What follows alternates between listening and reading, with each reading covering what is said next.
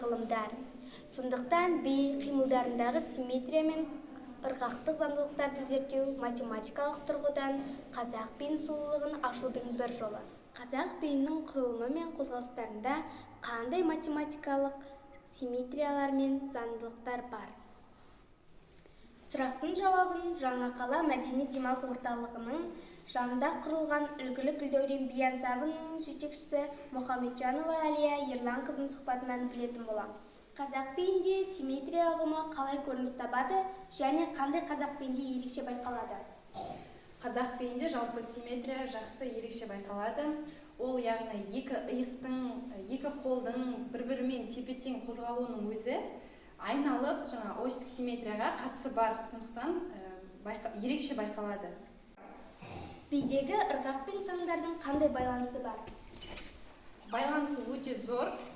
Яғни біз қарапайым биді үйреткенде, биді санау арқылы үйретеміз. 1, 2, 3, 4 деп. Сол арқылы балалар ырғақты сезінеді. Бишілердің орналасуында геометриялық заңдылық бар ма? Әрине бар.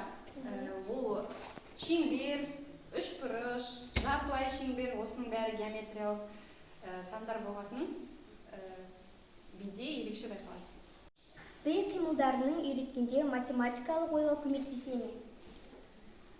Иә, әрине көмектеседі. Математика қозғалысты санауға, ырғақ сақтауға және тепе-теңдік пен дәлдікті ұстауға көмектеседі. Сондықтан жақсы биші әрқашан санау мен ырғақты жақсы сезінеді деп білемін. Қазақ биін математикалық тұрғыда зерттеу маңызды деп ойлайсыз ба?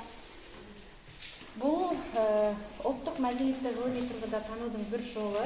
Қазақ биі тек өнер емес, ол құрылым, тәртіп пен симметрияға негізделген күрделі жүйе. Мұны математика арқылы түсіндірсек, жас ұрпақ би өнерін жаңа қырынан көреді.